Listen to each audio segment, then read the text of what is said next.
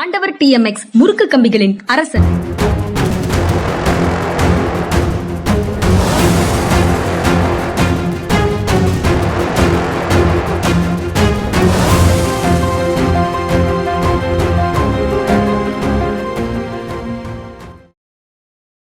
வணக்கம். இது மனிதா சார். வணக்கம் சார்.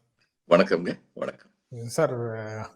கரையை கடக்காம அப்படியே தொட்டுட்டு போயிடும் டிட்வா புயல் வட மாவட்டங்கள்ல கனமழைக்கான வாய்ப்பு அதிகமாக இருக்கு. இன்னைக்கு அவசியம் இல்லாம வெளியில வர வேண்டாம் அப்படின்னு அரசு சொல்லுது. துணை முதலமைச்சர் உதயநிதி பொதுமக்கள் அரசினுடைய வேண்டுகோளுக்கு செவி சாய்க்கணும், அரசுக்கு ஒத்துழைப்பு கொடுக்க வேண்டும் அப்படின்னு சொல்லியிருக்கிறாரு. எல்லா மாவட்டங்கள்லயும் 7000 நிவாரண முகாம்களையும் தயார் நிலையில வச்சிருக்கிறோம் அப்படின்னு அரசு சொல்லுது. கிட்டத்தட்ட நேற்று நம்ம பேசியதனுடைய தொடர்ச்சியாகத்தான் இருக்குது. பேரிடர் மேலாண்மை குழுக்கள் அவங்களும் பேரிடர் மீட்பு குழுக்களும் தயார் நிலையில இருக்கிறாங்க. 28 குரூப் அங்கே பிளேஸ் பண்ணியிருக்காங்க. அதனால எதிர்கொள்வதற்கு தயாரான நிலையில இருக்கிறாங்கன்னு சொல்லும்போது இது பெரிய அளவுல பாதிப்பை கொடுக்காம கடந்து விடும் அப்படிங்கிற மாதிரியும் அதுல தெரியுது.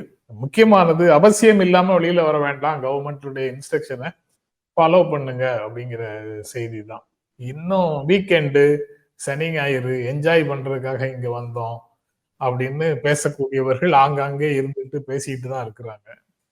அது ஒரு மாதிரி டிஸ்டர்பிங் ஃபேக்டா இருக்கு. எப்படி பாக்குறீங்க சார்? ஆமா, அந்த எச்சரிக்கையை மதிக்காம போற போக்கு ரொம்ப இருக்கிறது. ரொம்ப நாளைக்கு முன்னாடி என்னுடைய ஃப்ரெண்டு ஒருத்தர் வி பாலச்சந்திரன், அவர் ஐபிஎஸ்ல இருந்தார். அவர் டிசியா சென்னையில இருந்தார். ஒரு சிட் ஃபண்ட் ஸ்கேம் அங்க போய் போலீஸ் நிக்குது. ஏன்னா ஜனங்கள்லாம் குழுமிருக்காங்க, வழக்கமாக நடக்கும். ஜனங்கள்லாம் குழுறாங்க, அவங்களை அட்டாக் பண்ணக்கூடாது, அரெஸ்ட் பண்ணி சட்டப்படி நடவடிக்கைன்னு சொல்றது போயிருக்காங்க. அப்ப ஜனங்கள் அத்தனை பேர் கத்திட்டு இருக்காங்க, இந்த மாதிரி ஏமாத்தி விட்டாங்கன்னு. இவர் சொல்றாரு, பாலா என்கிட்ட சொல்றாரு, ஒரு வயசான பாட்டி இதுல இருந்து எடுத்தாங்களாம், சரக்கு சரக்கு சரக்கு நோட்டு எண்ணிக்கிட்டு, ஐயா எங்கேயா போய் ரூபாய் கட்டணும் அப்படின்னு சொல்லி கேட்டாங்களாம். ஏமா இவங்களும் கேட்கறது அழுகிறதெல்லாம் கண்ணில் படுறதையான்னு கேட்டாரா. அது கிடக்கட்டும், எங்க போய் ரூபாய் கட்டணும்னு சொன்னாங்க. மறுபடியும் அந்த அம்மா சொன்னாங்களா. இது எனக்கு அடிக்கடி ஞாபகத்துக்கு வரும். இந்த மாதிரி பேரிடர் சமயங்களையும் அரசு சொல்றது வார்த்தைகள் மரியாதை இருக்கணும். அது ஒண்ணு நமக்கு தெரியணும், இயற்கை நமக்கு கட்டுப்பட்டதில்லை. இப்படி கரையை கடக்காம போன்னு எதிர்பார்க்கிறது ஒரு சுழி எடுத்ததுன்னா கரைக்கு வந்துட முடியும். அது யாரும் கட்டுப்படுத்த முடியாது. அதனால கொடுக்கிற எச்சரிக்கைகளை மதிச்சு நடக்கணும். இந்த நேரத்துல ஜாலியா போய் இதை பார்ப்போம், தண்ணி எப்படி வருது, மழை எப்படி வருதுன்னு சொல்லி பார்ப்போம் அப்படின்னு போய் ரிஸ்க் எடுக்கக்கூடாது. இப்ப இந்த மாதிரி இயற்கை பேரிடர்னு சொல்லி வரும்போது 2 விதமான இடைஞ்சல்கள் பொதுமக்களுடைய இயல்பான வாழ்க்கைக்கு நடக்கும். ஒண்ணு எதிர்பாராதது, புயல் எந்த பக்கம் திரும்பும் அப்படிங்கிறது தெரியாம இருக்கு, மழை தொடர்ந்து அடிச்சுக்கிட்டே இருக்கும். புயல் திரும்புற திசையை பொறுத்து உக்கிரம் ஜாஸ்தியாகும். அப்ப உக்கிரம் ஜாஸ்தியாகும் போது இந்த அளவுதான் நீர் வரும்னு சொல்ல முடியாது, அரசால சொல்ல முடியாது. இது ஒரு வகை. இதுக்காகத்தான் இந்த எச்சரிக்கைகள் அத்தனையும் கொடுக்கப்படுது. இன்னொன்னு என்னன்னா, இது நம்முடைய நீர்நிலைகள் பூரணமா நிறைஞ்சிருச்சுன்னா அதுக்கப்புறம் தண்ணியை வெளியில விடணும். இதுல இந்த அரசு ரொம்ப எச்சரிக்கையா இருக்காங்க. ஒரு காலத்துல, ஒரு அரசு காலத்துல தண்ணியை திடீர்னு விட்டாங்க. ஏன்னா சிஎம் தூங்கிக்கிட்டு இருந்தாங்களா, அவங்களை டிஸ்டர்ப் பண்ணக்கூடாதுன்னு சொல்லி யாருக்குமே அவங்களை எழுப்புற தைரியம் வரலையா. அது ஒழுங்கான விசாரணை நடந்துருச்சுன்னா பல பேர் தலை உருண்டு இருக்கும். அந்த மாதிரி நிலைமை இருந்தது. ஆனா இன்னைக்கு அப்படி இல்லை. இதா ஒரே அடியா மொத்தமா நீர்நிலையில தண்ணியை விடாம படிப்படியாக விடுவதும் அதை பற்றி எச்சரிக்கை விடுவதும் நடக்குது. இந்த எச்சரிக்கையை ரொம்ப சீரியஸா ஃபாலோ பண்ணணும். ஜனங்கள் ரொம்ப சீரியஸா ஃபாலோ பண்ணணும். அப்படி பண்ணாலே இதெல்லாம் அரசுக்கு செய்யற உதவி இல்லை, அரசு ஜனங்களுக்கு உதவி செய்யுது. தனக்குத்தானே செய்யற உதவிங்கிறது ஜனங்களுக்கு தெரியணும். அதை விட்டு எல்லாமே அரசாங்கம் பண்ணணும், நான் என் விருப்பம் போல நடப்பேன் அப்படிங்கிற ஆட்டிடியூட் இருக்கக்கூடாது. இதை திரும்ப திரும்ப சொல்றது காரணம், அப்படிப்பட்ட ஆட்டிடியூட் நிறைய ஜனங்கள்கிட்ட இருக்கிறது. சில சமயங்கள்ல பயமா இருக்கு, வெல்ஃபேர் ஸ்டேட்னு அரசு சொல்றத டிபெண்ட் ஸ்டேட்னு சொல்லி ஜனங்கள் புரிஞ்சுக்கிறாங்களா? அது ரொம்ப தப்பு. அரசுக்கு டிபெண்டா ஜனங்கள் இருக்கக்கூடாது. வாங்குற உதவி வாங்கிட்டு தன் கையே தனக்கு உதவின்னு சொல்லிட்டு முன்னேற பார்க்கணும். அப்படித்தான் இருக்கணும். அதனால இந்த விஷயத்திலயும் அப்படித்தான் இருக்கணும். அதனால சரியான நேரத்துலதான் துணை முதல்வர் இந்த வேண்டுகோள் விடுத்திருக்காருன்னு நினைக்கிறேன். அதுக்கப்புறம் நேற்று திமுக எம்பிக்கள் கூட்டத்திலையும் கண்டன தீர்மானங்கள் கோரிக்கை தீர்மானங்கள், இந்த மாதிரி தீர்மானங்கள் நிறைவேற்றி இருக்கிறாங்க. அனைத்து வகையிலையும் தமிழ்நாடு வஞ்சிக்கப்பட்டிருக்கிறது அப்படிங்கிறது அதனுடைய சாரமாக இருக்கு. நாளையிலிருந்து நாடாளுமன்ற கூட்டத்தொடர், குளிர்கால கூட்டத்தொடர் நாளையிலிருந்து தொடங்க இருக்கிற சூழல்ல எம்பிக்களோட ஆலோசனை நடத்திருக்கிறாரு தமிழ்நாடு முதலமைச்சர். அதுல இந்த தீர்மானங்கள் எல்லாம் நிறைவேற்றிருக்கிறாங்க. மாநில உரிமைகளுக்கு மதிப்பளிக்காமல் தமிழ்நாட்டை அனைத்து வகையிலும் வஞ்சித்து வருகிறது மத்திய அரசு, அதுக்கு கண்டனங்கள் அப்படின்னு தீர்மானம் நிறைவேற்றிருக்கிறாங்க. அந்த செய்தியை எப்படி சார் பாக்குறீங்க? இல்ல, இந்த தீர்மானங்கள் சரியான தீர்மானங்கள் தான். ஒவ்வொரு தீர்மானத்தையும் நான் படிச்சு பார்த்தேன். சரியான தீர்மானம் தான். ஆந்திரால ரொம்ப நாளைக்கு முன்னாடி யூனிஃபைடு ஆந்திரால இவரு சந்திரபாபு நாயுடு சிஎம் ஆனதுக்கு அப்புறம் அவங்க ஒரு குறிப்பிட்ட செயல்முறையை வச்சிருந்தாங்க. எப்படின்னா, இதுக்கு முன்ன எம்பிஸை கூப்பிட்டு முதல்ல பேசுவார். முதல்ல அரசா கூப்பிட்டு என்னென்னலாம் நமக்கு தேவை ஒன்றிய அரசுல இருந்து அப்படின்னு சொல்லி கேட்பாங்க. கேட்டுட்டு சீஃப் செக்ரட்டரி அந்தந்த கவர்மெண்ட் ஆஃப் இந்தியா டிபார்ட்மெண்டல் செக்ரட்டரிக்கு கடிதம் எழுதுவார். இந்த மாதிரி உங்களுடைய துறையில் எங்களுக்கு இவ்வளவு பணம் தேவைப்படுது, இதுக்கு நாங்க இந்த வேலை பண்ணியிருக்கோம், இன்னும் எங்களுக்கு பணம் வரல, அல்லது இந்த திட்டங்கள் புது திட்டங்கள் நிறைவேற்றப்படும், இந்த மாதிரி என்ன இருக்கோ அதை எழுதுவார்.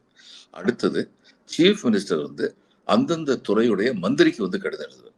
அதே கோரிக்கையை தான் வலியுறுத்தி இந்த எம்பி மீட்டிங்ல என்ன பண்ணுவாங்க, சீஃப் மினிஸ்டர் எழுதின கடிதங்கள், சீஃப் செக்ரட்டரி எழுதின கடிதங்கள், இது நகல் ஒவ்வொரு எம்பிக்கும் கொடுக்கப்படும். அது எதிர்கட்சி எம்பிக்கும் கொடுப்பாங்க, எல்லாருக்குமே கொடுப்பாங்க, எதிர்கட்சியும் வாங்கிக்குவாங்க. அடுத்து இவரும் சொல்லுவாரு, சந்திரபாபு நாயுடு சொன்னாரு, இன்னைக்கு நமக்கு நமக்குள்ள உள்ள பிரச்சனையை நம்ம லோக்கல்ல பாத்துக்கலாம், ஆனா மாநிலத்துக்குன்னு உள்ள பிரச்சனையை நீங்க ஒட்டுமொத்தமா சேர்ந்து பார்லிமெண்ட்ல எழுப்புங்க அப்படின்னு சொல்லி கேட்பாரு. It was working very effectively. அந்த மாதிரி செஞ்சது அதனால இந்த கண்டன தீர்மானங்கள் இவை எல்லாமே அரசியல் ரீதியாக செய்யப்பட வேண்டியவை. அது கூடவே சேர்ந்து அட்மினிஸ்ட்ரேட்டிவ்லி இந்த மாதிரி கடிதம் எழுதியிருப்பாங்கன்னு நம்புறேன். அந்த கடிதங்களுடைய நகல்கள் எம்பிஸுக்கு போய் சேர்ந்து இவங்க ஒட்டுமொத்தமா அங்க குரல் எழுப்பினாங்கன்னா அது இன்னும் சரியா. இந்த மாநில உரிமைகளுக்கு மதிப்பளிக்காமல் அப்படிங்கிறது பெடரல் கூட்டாட்சி பிரச்சனைகளாக நிறைய பிரச்சனைகள் வருது. அந்த மாதிரி வரக்கூடிய விஷயங்களை அதுல ஹைலைட் பண்றாங்க. திட்டங்கள்ல நிதி ஒதுக்காம இருக்கிறது, அதுல தமிழ்நாட்டை புறக்கணிக்கிறது, 2 பட்ஜெட்ல தமிழ்நாட்டுக்கான திட்டங்கள் எதுக்கும் இடமே கொடுக்காம இருக்கிறது, ரயில்வே திட்டங்கள் எல்லாம் நிதி இல்லாமல் இருப்பது, இப்படி அந்த திட்டங்களுக்கு நிதி ஒதுக்காமல் இருக்கிறத எப்படி சார் பாக்குறது? அது என்ன கன்சிடரேஷன்? சரி, திட்டங்களுக்கு நிதி ஒதுக்காம இருக்கிறதே பெரிய தவறு. திட்டங்களுக்குன்னு ஒதுக்கப்பட்ட நிதியுடைய ஃபார்முலா படி இந்த மாநிலத்துக்கு என்ன வரணுமோ அதை கொடுக்காம இருக்கிறது அதை விட பெரிய தவறு. அவங்க ரெண்டையுமே பண்ணிட்டு இருக்காங்க. இப்ப சேலம் டிவிஷனா இது பிரிஞ்சதுக்கு அப்புறம், பால்காட் டிவிஷன்ல இருந்து பிரிச்சு சேலம் டிவிஷனா இது ஆனதுக்கு அப்புறம், அந்த காலத்துல இவர் வேலு எம்ஓஎஸ் ரயில்வேஸா இருந்தார், பிஎம்கே சேர்ந்தவர். நேரம் ஆளும் வேலும் பல்லுக்குருதி, லாலும் வேலும் நாட்டுக்குருதின்னு சொல்லி இவங்க புது காயினே பண்ணாங்க. அவர் ஒரு நல்ல அமைச்சரா இருந்தார். அவர் ஒரு retired IAS officer, promoted IAS officer, நல்ல அமைச்சரா இருந்தார். அவர் அந்த காலத்துல ரொம்ப ஃபைட் பண்ணாரு, உள்ள இருந்து ரொம்ப ஃபைட் பண்ணாரு. அவர் கேபினட் மினிஸ்டர் லாலுடைய நம்பிக்கைக்கு பாத்திரமானவராக இருந்தார். அதாவது அவர் உள்ள இருந்துகிட்டு இடைஞ்சல் பண்ண மாட்டாரு அப்படிங்கிற நம்பிக்கை அவருக்கு இருந்தது. அதனால அவர் கூடவே இணைஞ்சு போய் நமக்கு தேவையான திட்டங்களுக்கு எல்லாம் வலிந்து அவர் சொன்னாரு. ஆனா அதுக்கப்புறம் நமக்கு அப்படிப்பட்ட வாய்ப்புகள் கிடைக்கல.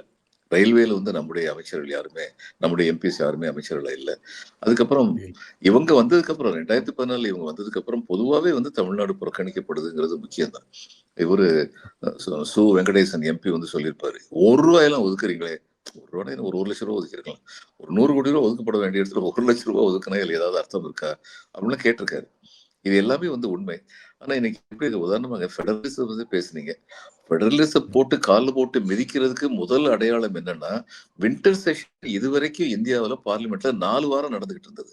இதுவரைக்கும் இந்த தடவை 3 வாரத்துக்கும் கம்மியா போட்டிருக்காங்க டேட் அனௌன்ஸ்மெண்ட். ஜெயராம் ரமேஷ் இதை பத்தி சொன்னாரு. முக்கியமான ஒரு செஷன்ல நீங்க இது மாதிரி குறைக்கிறீங்களே அப்படின்னு சொல்லி கேட்டாரு. அடுத்து நான் இன்னொன்னு கேள்விப்பட்டேன், அடுத்த பட்ஜெட் ஞாயிற்றுக்கிழமை பிரசன்ட் பண்ண போறாங்களா. அடுத்த budget I do not know, but I heard it. நான் இப்ப டெல்லியில் இருக்கேன். ஒரு சில நண்பர்கள்ட்ட பேசிட்டு இருக்கும்போது அவங்க சொன்னாங்க, வேலை பார்த்தவங்க அவங்க என்கிட்ட சொன்னாங்க. நான் சொன்னேன், ஞாயிற்றுக்கிழமை ஏன் பட்ஜெட் பிரசன்ட் பண்றாங்கன்னு. என்ன வேணாலும் செய்யலாம், யாரும் எதுவும் தட்டி கேட்க மாட்டாங்கிற மனநிலை சார். அது ஒரு கொள்கை நிலை முடிவு தானே சார். காலனிய பழக்க வழக்கங்கள் தானே ஞாயிற்றுக்கிழமை உங்களுக்கு ஹாலிடேங்கிற பழக்கத்தை கொடுக்குது.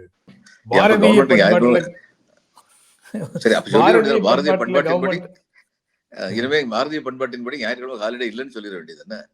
அரபு நாடுகள்ல சொல்லியிருக்காங்கல்ல, அங்க ஞாயிற்றுக்கிழமை இது கிடையாது, அங்க வெள்ளிக்கிழமை தான் லீவு. அங்க வந்து வெள்ளிக்கிழமை அது மாதிரி சொல்லிட வேண்டியது என்ன? அது மாதிரி சொல்லிட்டா பிரச்சனை இல்லையே. அதாவது இன்னைக்கு இருக்கிறது என்னன்னாங்க, இவங்களுடைய ஆட்டிடியூட் வந்து பார்லிமெண்ட்ல ஏதாவது கத்திட்டு போட்டோம், அவ்வளவுதான். நம்ம செய்யறது செஞ்சுக்கிட்டு தான் இருக்கோம். ஏன்னா பத்திரிகைகள் வந்து பிரிண்ட் மீடியா வந்து இப்ப வந்து எந்த குரல் எழுப்ப வேண்டுமோ அந்த குரல் எழுப்புவதில்லை. எலக்ட்ரானிக் மீடியாலையும் பெரும்பாலான டிவிகள் அந்த குரல் எழுது. இன்னைக்கு ஓரளவுக்கு உருப்படியா இருக்குன்னா சோசியல் மீடியா தான். சோசியல் மீடியா மேல ரெஸ்ட்ரிக்ஷன் கொண்டு வரதுக்கு என்னென்னமோ முயற்சி பண்ணிட்டு இருக்காங்க. இப்ப சமீபத்தில் வந்து இண்டிபெண்டன்ட் ஏஜென்சி ஒன்று அவங்களா கண்ட்ரோல் பண்ணிட்டு சொல்லி சுப்ரீம் கோர்ட் வந்து சொல்லியிருக்காங்க. இந்த சோசியல் மீடியாவையும் நசுக்கிடலாம், அதுக்கப்புறம் வாய்ஸே இல்லாம போயிடும் அப்படின்னு சொல்லி நினைக்கலாம். பார்லிமெண்ட் என்ன சொன்னாலும் கவலைப்படாம இருக்காங்கன்னு சொன்னீங்க. நிர்வாகம் என்ன செய்தாலும் அதுவும் அவங்க இஷ்டத்துக்கு தான் செய்யறாங்க. விதியின்படி பெரும்பாலும் நடக்கிறது இல்லை, விதிகளின்படி பெரும்பாலும் நடக்கிறது இல்லை. சோ பார்லிமெண்ட்டும் அவங்க கைக்குள்ளதான், என்ன வேண்டுமானாலும் செய்யலாம். நிர்வாகமும் அவங்க கையில தான். ஜுடிஷியரியும் கிட்டத்தட்ட அந்த மாதிரி ஒரு நிலையில இருக்கிற மாதிரி தான் வருது. அதுலயும் வந்து கான்ஸ்டிடியூஷனே இந்திய தன்மை கொண்டதாக மாறிக்கொண்டிருக்கிறது அப்படின்னு சொன்னாங்க. இந்த பிரசிடென்ஷியல் ரெஃபரன்ஸ்ல உள்ள எழுதியிருக்கிறதாக ஹிந்துல ஒரு செய்தி இன்னைக்கு முதல் பக்கத்திலேயே பார்த்தேன். ஆக அறிவிக்கப்படாத ஒரு நாடாக இந்தியா மாறிக்கொண்டிருக்கிறது அப்படிங்கிறது தானே சார்? ஆமா, அந்த IMF சொல்லியிருக்காங்கல்ல, உங்களுடைய டேட்டால சில இதுல ஏன் டிரான்ஸ்பரன்சி இல்லைன்னு கேட்டிருக்காங்கல்ல, அதனால உங்க டேட்டாவும் முற்ற முழுக்க நம்ப முடியலையே அப்படின்னு சொல்லியிருக்காங்க. IMF வந்து இந்தியாவை ரோக் நேஷன் சொல்லல, அல்லது இது பியாண்டு ரீசனபிள்னஸ், அதாவது இவங்களை காப்பாற்றவே முடியாதுன்னு சொல்லல. உங்களுடைய சில பகுதிகளில் வந்து டிரான்ஸ்பரன்சி இல்லை, நீங்க கொடுக்குற புள்ளி விவரங்கள்ல அதை வந்து இம்ப்ரூவ் பண்ணுங்கன்னு சொல்றாங்க. அந்த சில பகுதிகள் வந்து ரொம்ப வைட்டலி important for Nations democratic strength. அது சரியா இருந்தா தான். அது சரியா இல்லைன்னா சரி, அது கவலைக்குரிய விஷயம். அதனால இப்ப நம்ம சில விஷயம் ஞாபகப்படுத்த, முதல்ல வந்த உடனே மகாத்மா காந்தி ஊரக வேலைவாய்ப்பு திட்டத்தை வந்து குறைக்க பார்த்தாங்க. வந்த உடனே அதுக்கு பயங்கரமான அப்போசிஷன் காங்கிரஸ் கொடுத்ததுனாலதான் அது வந்து தொடர்ந்தது, பணம் வந்தது. ஆனா இன்னும் அதுல ஏகப்பட்ட பிரச்சனைகளை பண்ணிட்டு தான் இருக்காங்க. ஆதார் கார்டு கொண்டு வரல, அந்த ப்ரூஃப் இல்லைன்னா உன்னை வந்து நாங்க நீக்கிடுவோம், பேரை நீக்கிடுவோம் அப்படின்னு சொல்லிட்டு இருக்காங்க. நீங்க ஒரு பக்கம் வந்து ஏழை எளியவர்கள், இவங்களுக்கு விவரம் தெரியல, இவங்களை நம்ம தான் கையை பிடிச்சு தூக்கிட்டு போனோம், அப்படித்தான் நெக்ஸ்ட் ஜெனரேஷனாவது அவங்களா இண்டிபெண்டா நிற்பாங்க, அதுக்கு வழி பண்ணணும்னு சொல்றதும், இன்னொரு பக்கம் வந்து நீ என்ன டெக்னாலஜிக்கலி யூஆர் நாட் பிரைட், நான் என்ன பண்றதுன்னு சொல்லி கேட்கறதும் எந்த சம்பந்தமும் இல்லை. ஆனா அது மாதிரி பண்றாங்க. அதனால அடிப்படையில் வந்து நான் திரும்ப திரும்ப சொல்லியிருக்கேன், இது வந்து ஏழை எளியவர்களுக்கான அரசு கிடையாது. இது வந்து அதுதான் பேசிக் ப்ராப்ளம், அங்கதான் இருக்கு. ஆனா ஏழை எளிய பாட்டாளிகளை பிரதிநிதித்துவப்படுத்துறதாக சொல்லக்கூடிய பாட்டாளி மக்கள் கட்சி அன்புமணி ராமதாஸ் அவர் வந்து வரும் சட்டப்பேரவை தேர்தலில் திமுக அரசை அகற்ற வகையில ஒரு எதிர்கட்சிகள் விரைவில் ஒன்றிணையும், ஒரு கூட்டணியாக ஒன்றிணையும் அப்படின்னு சொல்றாரு. அப்படி திமுக அரசை அகற்றும் வகையிலான கூட்டணியில பாட்டாளி மக்கள் கட்சி இடம்பெறும். கூட்டணி ஆட்சியா இல்லையாங்கிறத நாங்க அதுக்கப்புறம் முடிவு செய்வோம் அப்படின்னு சொல்றாரு. ஆனா நீங்க கூட்டணியாக சேர்ந்து வந்தாலும் சரி, தனித்தனியா வந்தாலும் சரி, பாரதிய ஜனதா கட்சி, அதிமுக, தவேக, பாமக எல்லாரும் சேர்ந்து வந்தாலும் தோற்கிறது உறுதி அப்படின்னு இந்திய கம்யூனிஸ்ட் கட்சியினுடைய தமிழ் மாநில செயலாளர் வீரபாண்டியன் வந்து அவர் பேசும்போது குறிப்பிட்டிருக்கிறாரு சார். இது ரெண்டு பேரும் திமுக ஆட்சி அகற்றப்படுவது உறுதின்னு ஒரு பக்கமும், இன்னொரு பக்கம் திமுக மீண்டும் ஆட்சிக்கு வருவதை உங்களால் தடுக்க முடியாதுன்னு ஒரு பக்கமாக தொடர்ந்து கட்சிகள் பேசிட்டு இருக்குது. முன்னால திமுக அதிமுக பேசிட்டு இருந்தது, இப்போ வந்து கூட்டணி கட்சிகள் இறங்கி களத்துக்குள்ள வர ஆரம்பிக்கிறாங்க. இந்த அரசியல் களத்தை எப்படி பாக்குறீங்க சார்? அவங்க ராமதாஸ் ஐயா முதல்ல வந்து பாட்டாளி மக்கள் கட்சி ஆரம்பிச்ச போது வித் ஆல் த டெஃபிஷியன்சிஸ், அதாவது ரஃப் ஹேண்ட்லிங், மரத்தை வெட்டுறது, இது மாதிரிலாம் குறை சொல்லலாம். ஆனா அது பாட்டாளி மக்களுடைய கட்சியா தான் அவர் முதல்ல ஆரம்பிச்சாரு, அதுல சந்தேகமே கிடையாது. இவங்களை வந்து இறந்து போன தலித்துகளை வந்து தன் தோல்ல தூக்கிட்டு போய் புதைக்கிறதுக்கு அந்த மெயின் ரோட்ல போறது, இந்த மாதிரிலாம் பண்ணாரு, ரொம்ப பண்ணாரு. முதல்ல வந்து அவங்க கவர்மெண்ட்ல பார்ட்டிசிபேட் பண்ணும்போது தலித் எழில்மலையை தான் அமைச்சரை போட்டாரு. ஆனா என்னைக்கு வந்து வன்னியர் ஓட்டு அந்நியருக்கு இல்லைன்னு சொல்ல ஆரம்பிச்சாங்களோ அவங்க தங்களை தாங்களே குறுக்கிக்கிட்டாங்க. இது இவங்களா இந்த சொந்த காசுல சூனியம் வச்சுக்கிட்டது மாதிரி இவங்களா செஞ்ச செயல், வேற யாரும் செய்யல. அதனால இவங்க கடைசி வரைக்கும் சின்ன கட்சியா தான் இருக்க முடியும். ஒரு இதுல வந்து வட மாநிலத்துல வந்து ஒரு 20-30 தொகுதியில வந்து வெற்றி தோல்வியை நிர்ணயிக்கக்கூடிய அளவுக்கு இவங்க இருக்க முடியும். வன்னியர்கள் தொடர்ந்து இவங்களுக்கு ஆதரவு கொடுத்துட்டு இருந்தாங்க. அதுலயும் பிளவுகள் வருது. கட்சி ஏற்கனவே 2ஆ உடைஞ்சிருச்சு. தகப்பன் பிள்ளை கடையிலும் தகராறு வந்துருச்சு. அதையும் தவிர மற்றவங்களும் இவங்ககிட்ட வந்து ரொம்ப பெரிய பொறுப்புல இருந்தவங்களும் வெளியே போய் தனியா தமிழ் வாழ்வுரிமை கட்சி வச்சிருக்கலையே அவரு வேல்முருகன். இது மாதிரி இருக்கு. அது இவங்க தான் இது ரொம்ப அன்பார்ச்சுனேட். ஏன்னா அவங்க ஒரு கிரெடிபிள் ஆல்டர்னேட்டிவா வளர்ந்துருக்க முடியும், வளரல. இன்னைக்கு இவர் சொல்றது வந்து விவசாயிகள் சட்டத்துக்கு ஆதரவா ஓட்டு போட்டவங்க, சிஏக்கு ஆதரவா ஓட்டு போட்டவங்க, ஏன்னா இதுல இருந்தாங்க, பிஜேபி கூட்டணியில இருந்தாங்க. இவங்களுக்கு வந்து மக்களுடைய பிரச்சனையை பத்தி பேசுறதுக்கு வந்து தங்களுடைய தகுதிகளை தாங்களே இழந்து விட்டார்கள்ங்கிறது தான் ரொம்ப வருந்தத்தக்க ஒரு உண்மை. எந்த எதிர்கட்சிகள் இப்ப இவர் சொல்றதை பார்த்தா மறைமுகம் என்ன சொல்ல வர்றாரு, அவங்களை தோற்கடிக்கக்கூடிய ஒரு கூட்டணி கூட சேரணும், இவரும் இவங்க விஜய் பார்ட்டி தான் அது மாதிரி இருக்கு போல நினைச்சுக்கிட்டு அந்த பக்கம் போறதுக்கு வந்து ஆயத்தம் பண்றாரா தெரியல. அந்த மாதிரியும் இருக்கலாம் சார். ஆனா இருக்கலாம். அது இருக்கலாம் அதுக்கும் வாய்ப்பு இருக்கு. அது பிஜேபியினுடைய லைனை ஒட்டி தான் அவங்க முடிவெடுப்பாங்கிறது தெரியுது. அன்புமணியை பொறுத்த மட்டும் மத்தியில் ஆளுங்கட்சியுடன் நெருக்கமாக இருக்கணும் அப்படிங்கறதுல உறுதியான நிலைப்பாட்டோட அவர் இருக்காரு, அதுல சந்தேகம் இல்லை. சில பேர் அவங்க சொல்றாங்க அந்த சிபிஐ கேஸ்ல மாட்டிட்டு இருக்காரு, அதுல உறுதி என்ன சார் இருக்கு? அதிகாரத்தை அண்டி இருப்பது, இந்திய அளவுல யாருக்கு அதிகாரம் அதிகமாக இருக்கோ அவங்களோட சார்ந்து இருக்கிறதுன்னு முடிவெடுத்ததுக்கு பிறகு அதுல மன உறுதி என்ன தேவைப்படுது? எதிர்த்து நிக்கணும் தான் மன உறுதி தேவைப்படுதுன்னு சொல்லலாம். இல்ல எந்த மன உறுதி தேவைப்படுது? இப்ப நம்ம கேள்வி கேட்கிறோம்ல, சிஏக்கு சார்பா ஓட்டு போட்டு இங்க வந்து என்ன பேசுறீங்கன்னு, அந்த பேச்சையெல்லாம் வந்து சட்டம் பண்ணாம இருக்கக்கூடிய ஒரு மன உறுதி வேணும்ல. நீ இவன் எவ்வளவு அடிச்சாலும் தாங்கிக்கிறான், ரொம்ப ரொம்ப நல்ல வேண்டான்னு சொன்னாங்க. அத தடித்த தோல் வேணும்னு சொல்லலாம் சார். மன உறுதினா அதுக்கு வேற பொருள் வந்துருது, வேற பொருள் இருக்கு. ஆனா ஒண்ணு சொல்றேங்க, பொதுவா என்ன சொல்றாங்க எல்லாரும், அன்புமணி மேல ஒரு சிபிஐ கேஸ் இருக்கு, அதனால வந்து அவர் வந்து பயந்துகிட்டு இருக்காருன்னா அது உண்மை இல்லை. ஏன்னா நான் நேரம் ஹெல்த் மினிஸ்ட்ரியில இருந்துட்டு வந்துட்டேன். நான் இருந்தபோது நடந்ததில்லை. அதாவது ஒரு மெடிக்கல் காலேஜுக்கு வந்து வழக்கமான பெர்மிஷன் வந்து கொடுக்காம இருக்காங்கன்னு சொல்லுங்க, வழக்கமான இன்ஸ்பெக்ஷன்ல. ஆனா அந்த மெடிக்கல் காலேஜ் வந்து தங்களை வந்து நாங்க வந்து சீர்திருத்திக்கிறோம் அப்படின்னு சொன்னா மறுபடியும் ஒரு ஸ்பெஷல் கமிட்டி ஒன்று போடுவாங்க. அது ஒரு நார்மலான ஒரு வழக்கம் தான். அப்படி ஒரு ஸ்பெஷல் கமிட்டி போட்டு ஒரு மெடிக்கல் காலேஜுக்கு பெர்மிஷன் கொடுத்துருக்காங்க. அதை எதிர்த்து வந்து கேஸ் வந்து போட்டிருக்காங்க. இந்த மெடிக்கல் காலேஜுக்கு பெர்மிஷன் கொடுத்தது வந்து டெப்டி செக்ரட்டரி ஆரம்பிச்சு, இது எனக்கு உறுதியா தெரியும். Deputy secretary, joint secretary, secretary எல்லாரும் சைன் பண்ணதுக்கு அப்புறம் மினிஸ்டர் சைன் பண்ணியிருக்காரு அந்த ஃபைல்ல வந்து. இதுல என்ன வேடிக்கைன்னா, கேஸ் எப்படி ஆரம்பிச்சிருக்காங்க, டெபுட்டி செக்ரட்டரி மினிஸ்டர் 2 பேருமே மட்டும் ஆரம்பிச்சிருக்காங்க. அந்த ஜாயின்ட் செக்ரட்டரி செக்ரட்டரியை விட்டாங்க. அதனால இந்த கேஸ் வந்து கோர்ட்ல நிக்க முடியாது. இந்த கேஸுக்காக வேண்டி பயப்பட வேண்டிய தேவையில்லை. பயப்படுறாருன்னு எனக்கு தேவையில்லை தெரியாது. ஆனா இந்த கேஸுக்காக பயப்பட வேண்டிய தேவையில்லை அப்படிங்கிறது வந்து உண்மை. இதுதான் நாங்க இருந்ததுனால, ஹெல்த் மினிஸ்டர் இருந்ததுனால அங்க என்ன நடந்ததுன்னு சொல்லி தெரியும், அதனால சொல்றேன். ஆனா பொதுவாவே இவங்க வந்து ஆளுங்கட்சிக்கு அனுசரணை, சின்ன கட்சியில் இருக்காங்கல்ல அவங்கள பல பேர், இப்ப வைகோவை பாருங்க, காத்து எந்த பக்கம் அடிக்குதுன்னு பார்த்தாரு, உடனே இவங்க மோடி கூட்டணியில் போய் சேர்ந்தாரு. சேர்ந்துட்டு அவருடைய ஷார்ப்னஸ் பாருங்க, சேர்ந்து எம்பி ஆனதுக்கு அப்புறம் இந்த கூட்டணியில ரொம்ப நாள் இருந்தா தமிழ்நாட்டுல தாக்கு பிடிக்க முடியாதுன்னு தெரியும். அப்போ பதவியேற்பு விழாவுக்கு வந்து இலங்கை அதிபரை இவர் கூப்பிட்டாருங்கிறத ஒரு காரணம் வச்சு உடனடியா கூட்டணியில எம்பி ஆகலையே சார். அப்ப அவருடைய கட்சியில இருந்து யாராவது எம்பி ஆனாங்களா? இல்ல, யாருமே ஜெயிக்கல. அதாவது பொன் ராதாகிருஷ்ணனும் அன்புமணியும் தான் ஜெயிச்சாங்க. ஓகே, அப்ப அதுலயும் பிரயோஜனம் இல்லைன்னு பார்த்தாரு கூட இருந்ததுலயும். அடுத்து விலகிறதுக்கு சரியான ஒரு காரணத்தை காட்டிட்டு விலகிட்டு வந்துட்டாங்க. பொதுவா வந்து இந்த சின்ன கட்சிகள் வந்து எது ஜெயிக்குங்கிற ஒரு வாய்ப்பு இருக்குன்னு நினைப்பாங்க. இப்ப இதுல வந்து 2009 அந்நேரம் எனக்கு தெரியும் அன்புமணி வந்து ரொம்ப, இன்னைக்கு அவங்க தகப்பனாருக்கும் பிள்ளைக்கும் இடையில வந்து பல கருத்து வேறுபாடுகள் இருக்கு. ஆனா பல சமயங்கள்ல வந்து அன்புமணி வந்து தன் கருத்துக்கு மாறுபட்டு அவங்க அப்பா சொல்லும்போது அவங்க அப்பாவுடைய கருத்தை ஏற்றிருக்காரு. 2009 அவர் ரொம்ப உறுதியா சொல்றாரு, நம்ம வந்து காங்கிரஸ் கூட தான் இருக்கணும்னு சொல்றாரு. ஆனா அந்த நேரத்துல வந்து மாறுதலான முடிவு எடுத்தது வந்து ராமதாஸ் ஐயா தான், பிஜேபி பக்கம் போனாரு. அதனால என்ன ஆச்சுன்னா, அந்நேரம் வந்து காங்கிரஸ் பக்கம் இருந்திருந்தாங்கன்னா, அன்புமணி தனிப்பட்ட முறையில எங்ககிட்ட எல்லாம் பேசிட்டு இருக்கும்போது ஹெல்த் மினிஸ்டர் இருந்தாரு.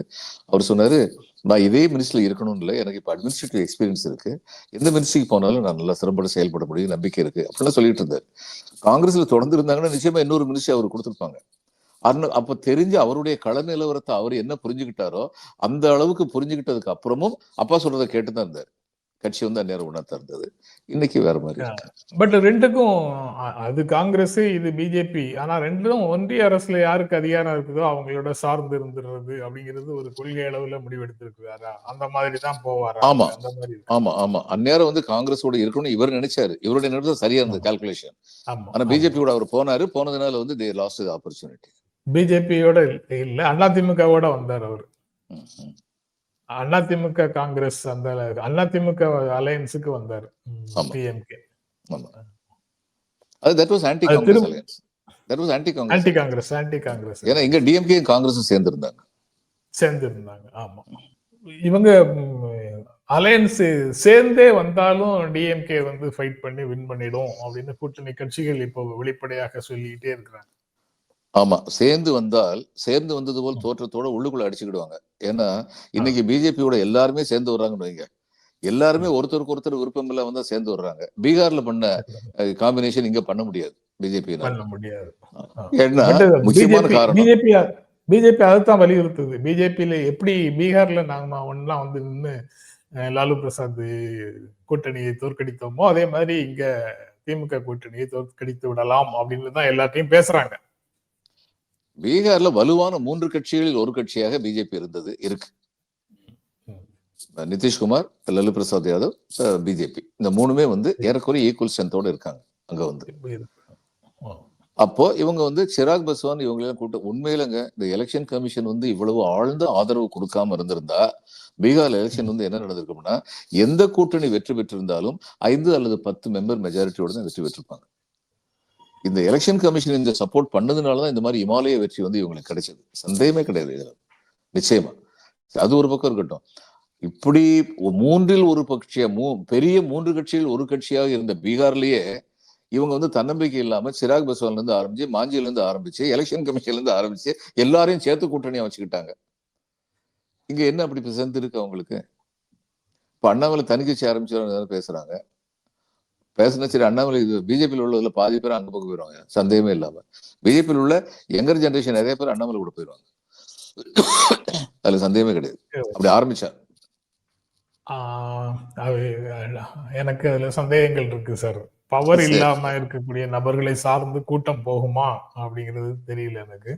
இல்ல பிஜேபி மட்டும் என்ன பவர் இருக்கு தமிழ்நாட்டுல அப்படின்னு பாப்பாங்க. தமிழ்நாட்டுல இருக்கிற பவர் இல்ல சார், ஒன்றிய அரசோடு இருக்கக்கூடிய பவர் தான். ஆமா, அப்படி அந்த ஒன்றிய அரசுல உள்ள பவரோட சேர்ந்து போன்னு சொல்றது வயசு ஏற ஏற உள்ள அனுபவத்துல தானே வரும், சின்ன பிள்ளைங்களுக்கு வராது இல்ல. சரி, ஆனா ஜென்சி வந்து அந்த மாதிரிதான் இருக்கும். ஜென்சி வந்து அப்படிதான் இருக்கும். எதிர்த்து நிற்கிறது எவ்வளவு தூரம் அவங்களுக்கு உடன்பாடானது அப்படிங்கிறது தெரியல. பரவாயில்ல. அதாவது உண்மை என்னன்னா, அண்ணாமலைக்குன்னு ஒரு கூட்டம் இருக்குங்கிறத யாராலையும் மறுக்க முடியாது. நம்ம 2 பேருக்கு அவருடைய அணுகுமுறை, அரசியல் அணுகுமுறையில் ரொம்ப வித்தியாசம் இருக்கு. நம்ம 2 பேரும் ரொம்ப மாறுபடுறோம் அவற்றில இருந்து. ஆனா அதே சமயம் இந்த உண்மையை நம்ம ஏத்துக்கணும், அவருக்குன்னு சொல்லிட்டு ஒரு கூட்டம் இருக்கத்தான் செய்யுது. And he is very effective in his IT wing. அண்ணாமலையுடைய ஐடி விங் வந்து பிஜேபியுடைய தமிழ்நாடு ஐடி விங்கை விட எஃபெக்டிவா வேலை பார்த்துட்டு இருக்காங்க அவரை ப்ரொஜெக்ட் பண்றதுல. All these credits go to BJP IT விங்கா இருந்து அதுல அண்ணாமலையினுடைய பங்களிப்பும் வரும்போது கிடைக்கிற எஃபெக்ட் இருக்குல்ல சார், அது வந்து ஆர்கனைசேஷன் இல்லாம தனியாக பண்ணும்போது அவருக்கு கிடைக்கும்னு நான் நினைக்கிறேன். ஆனா பிரஸ்ல தொடர்ந்து வர்றாரு இல்லைங்க, ஒரு முன்னாள் தலைவர் பிரஸ்ல தொடர்ந்து வந்துகிட்டே இருக்காரு இல்லைங்க. இது வேற எந்த முன்னாள் தலைவர் அது மாதிரி வந்தாங்க சார்? கட்சிக்குள்ள இருந்து வெளியில வந்து தனியா ஆரம்பிச்சு பவர் இல்லாம போற வரைக்கும் மீடியா பின்னாடி போகும் சார். அதுல நான் உங்களுடைய தீர்ப்பை தான் ஏத்துக்கணும். You are the journalist, I am not. நீங்க சொல்றது ஏத்துக்க வேண்டியது. 90களில் வைகோவுக்கு எவ்வளவு ஊடக ஆதரவு இருந்தது, ஊடகவியலாளர்கள் ஆதரவு, ஊடக ஆதரவு எல்லாரும். பிஎம்கே இருந்தது. அவங்க 2 பேருக்கு இந்த இமேஜ் வேற. வைகோ வந்து ஒரு அநீதிக்கு எதிராக புரட்சி வென்றான்னு ஒரு மாயத்தோற்றத்தை கொடுத்தாரு. நான் மாயத்தோற்றம்னு டெலிபரேட்டா சொல்றேன். ஒரு மாயத்தோற்றத்தை கொடுத்தாரு. அப்ப அதுக்கு அந்த உண்மை தோற்றம் இருக்கும்ல. இந்த உண்மை மாய தோற்றம் தோற்றத்துக்கு இல்ல இந்த உண்மை உண்மை தோற்றம் தோற்றம் இல்ல இன்னைக்கு தெரிஞ்ச சில உண்மை தோற்றம் தன்னுடைய மகனுக்காக மல்லையை வேற வந்து இல்ல வெளியிருந்தாங்க. நான் அத சொல்லல. மாய தோற்றம் வந்து அநீதிக்கு எதிராக போராடினாருங்கிறதுனால ஊடக ஆதரவு கிடைச்சதாக மாய தோற்றம். ஆமா உண்மை தோற்றம் திமுகவுக்கு எதிராக யார் வந்தாலும் ஊடகங்கள் ஆதரவு கொடுக்கும். ஆமா ஆதரவு கொடுக்கும். அது நிஜம்தான். அதுதான் உண்மை போன தோற்றம். எலெக்ஷன்ல இந்த 4 கூட்டணியில அமைச்சதுக்கு காரணம் என்ன? கடைசியில ஒத்துக்கிட்டாரு. இந்த டிஎம்கே தோக்கடிக்கணும்னு நினைச்சேன், நான் ஜெயிச்சிட்டேன் அப்படின்னாரு. போன எலெக்ஷன் முதல் எலெக்ஷன்ல 2016ல ஆமா 2016ல அவர் மக்கள் நல கூட்டணியில 4 பேரும் வரும்போது. Okay sir. இப்பவும் திமுகவுக்கு எதிராக வர்ற புதிதாக யார் வந்தாலும் ஊடகங்கள் ஆதரவு கொடுக்கதான் செய்யுது. அது கொடுக்கதான் செய்யும். இல்லங்க கொடுப்பாங்க. ஏன்னா திமுக வந்து எவ்வளவு டைல்யூட்டட் ஆனாலும், திமுக டைல்யூஷனே இல்லைன்னு நான் சொல்லல. ஆனா இவங்க எதிர்பார்க்கிற அளவுக்கான டைல்யூஷன் திமுகல நடக்கல. ஆனா இந்த அளவுக்கு திமுக இறங்கி வந்தாலுமே இவங்களுக்கு திமுக இருக்கக்கூடாது. திமுக இருக்கிற வரைக்கும் திராவிட கழகத்துடையிலிருந்து தோன்றிய பல கட்சிகள்ல வந்து திமுக வந்து மக்கள் ஆதரவுடன் சில அடிப்படை கொள்கைகளில் மாறுபாடே இல்லாமல் இருக்கு. அது இவங்களுக்கு விரோதமா இருக்கு. தான் காரணம். அதனால இவங்க திமுக என்ற சக்தி இல்லாமல் போய்விடுவது அவங்களுக்கு நல்லது. அதனால தொடர்ந்து அதுக்கு பொருட்டு ஒண்ணு தெரிஞ்சுக்கணும், ரொம்ப நல்லா தெரிஞ்சுக்கணும். எம்ஜிஆருக்கு வந்து சப்போர்ட் வந்து மக்கள்கிட்ட மட்டும் இல்ல, ஒன்றிய அரசுல பொலிட்டிக்கல் பவர்ஸ் மட்டும் இல்ல, அதிகார பலம் மிக்க பல அமைப்புகள் கருணாநிதிக்கு எதிர்க்கிறார் என்ற ஒரே காரணத்துக்காக எம்ஜிஆர் வந்து தொடர்ந்து வந்து தூக்கி பிடிச்சுக்கிட்டே இருந்தாங்க. எது வரைக்கும் ஜெயலலிதா அம்மாவுக்கும் எம்ஜிஆருக்கு இடையில கருத்து வேறுபாடு வர்ற வரைக்கும். அதுக்கப்புறம் எம்ஜிஆர் தூக்கி எரிச்சிட்டாங்க. அதுக்கப்புறம் ஜெயலலிதா அம்மாவும் சப்போர்ட் பண்ணாங்க. These are all matters of history. யாராவது இதை மறுக்க முடியுமா? Okay sir. அந்த வரலாறுகளில் இருந்து பாடம் கற்றுக்கொள்ள வேண்டியது நிறைய இருக்கு. நிறைய இருக்கு. கட்சிகள் அதுல இருந்து பாடம் கத்துக்கிட்டு தான் இப்போ இந்த அரசியலையும் முன்னெடுத்துட்டு இருக்கிறாங்க. சில பேர் நினைக்கிற மாதிரி சில பேர் சொல்றாங்க ஜெயலலிதாவுக்கு ஜாதிய உணர்வு காரணமாக ஷிஃப்ட் பண்ணாங்க. கிடையாது. ஜெயலலிதா எம்ஜிஆரை விட தீவிரமாக தங்களுக்கு ஆதரவாக, தங்கள் குடும்பத்தின் நலனுக்கு ஆதரவாக செயல்படுவார்கள் நம்பிக்கையினால் செஞ்சாங்க, ஜாதியினால் கிடையாது. சில பேர் அப்படி ரொம்ப குறுகலா பாக்குறாங்க. அதுல அந்த பொது சாதியிலிருந்து உள் சாதிகள் இருக்குல்ல சார், அந்த உள் சாதி முரண்பாடுகளும் ஜெயலலிதாவுக்கு ஆதரவாகவும் எதிராகவும் இருந்தது. எதிராக இருந்தது. அந்த காஞ்சி சங்கராச்சாரியார் கைது அந்த மாதிரி சீசனுக்கு பிறகு பல பிரபலமானவர்கள் நேரடியாக வள்ளூர் கோட்டத்துல வந்து போராட்டங்களை எல்லாம் நடத்தினாங்க. ஜெயலலிதாவை வீழ்த்த வேண்டும், திமுகவுக்கு ஆதரவு கொடுக்க வேண்டும் அப்படின்னு பேசினாங்க. அது எல்லாமே நடந்தது.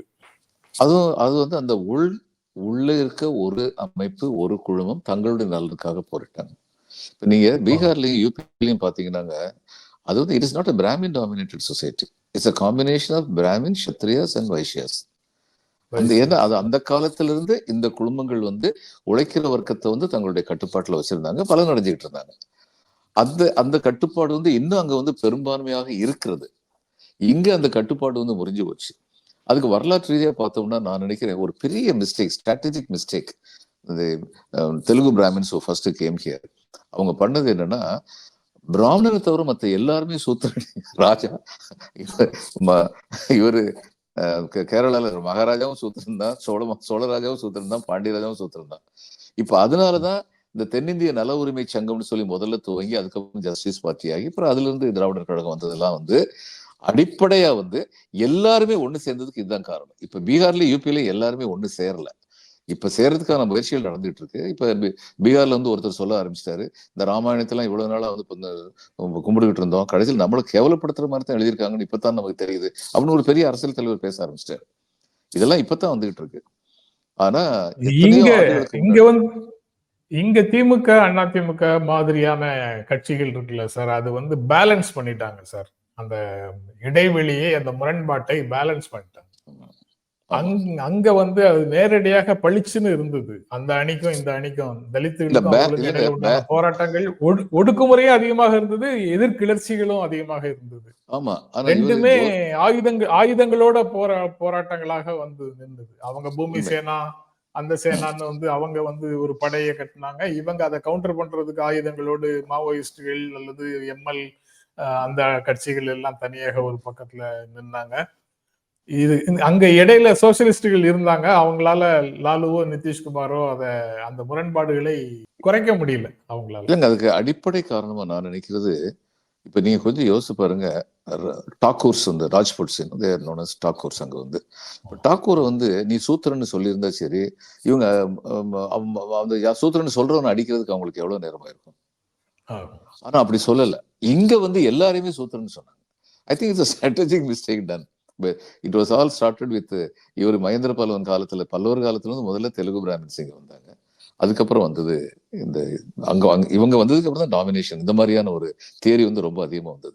ஒரு பக்கம் வந்து சோழகுல மன்னர்களை சூரியகுல வம்சம்னு சொல்லி ஏத்தி விட்டாங்க, பாண்டிய மன்னர்களை சந்திரகுல வம்சம் ஏத்தி விட்டாங்க. இன்னொரு பக்கம் வந்து எல்லாரும் சூத்திரன்னு சொல்லி ரொம்ப தெளிவா சொல்லிட்டாங்க. அது குறிப்பாக தமிழ்நாட்டுல என்ன நடந்ததுங்கிறதையும் அதனாலதான் எல்லாரும் சேர்ந்தாங்க. ஆமா, எல்லாரும் சேர்ந்தது காரணம் அதுதான். இப்ப நீங்க கொஞ்சம் யோசிச்சு பாருங்க, பணம் படைத்த வியாபார குழுமங்களை வந்து தங்களோட சேர்த்து வச்சிருந்த சத் சூத்திரன்னு சொல்றதுனால சூத்திரன் எல்லாம் போதும், அதுவும் சூத்திரன் தான். அவங்களே சத் சூத்திரன்னு சொன்னாங்க. ஒருபடி நீங்க உங்களுக்கு கொஞ்சம் வேலை கொண்டு வந்துடுறோம், ஆனால் நீ சூத்திரன் தான் அப்படின்னு தான் வச்சிருந்தாங்க. இப்ப இவங்க எல்லாம் சேர்ந்து சண்டை போடத்தானே செய்வாங்க. ஒரு குறிப்பிட்ட குடும்பம், நான் பேரை சொல்ல விரும்பல, அங்க இன்னைக்கு வரைக்கும் வந்து என்னன்னா கல்யாண சமயத்துல புரோகிதர் இருப்பாரு, மந்திரங்கள்லாம் சொல்லுவாரு. ஆனா கல்யாணம் தாலி கட்டுற சமயத்துல புரோகிதர் வெளியில போய் சொல்லிடுவாங்க. இது பல பேருக்கு தெரியாது. ஏன்னா அவங்க வந்து ரொம்ப கிளியரா இருக்காங்க, எங்க கல்யாணம் எங்க முறைப்படிதான் நடக்கும்னு சொல்லி ரொம்ப கிளியரா இருக்காங்க. சோ இது மாதிரி பல முரண்பாடு. இவங்க எல்லாரையும் சேர்த்து வச்சது இந்த சூத்திரர் தியரி தான். எங்களை தவிர எல்லாரும் சூத்திரன்னு சொன்ன தியரி தான். அப்படி எல்லாரையும் சேர்த்து வைக்க முடியாம இருக்கிறது காரணம் அங்க பவர்ஃபுல் அலையன்ஸ் அவங்க ஃபார்ம் பண்ணது ஆரம்ப காலத்துல. ஓகே சார், நாளைக்கு தொடர்ந்து பேசுவோம் சார். ரொம்ப நன்றி. வணக்கம். வணக்கம்.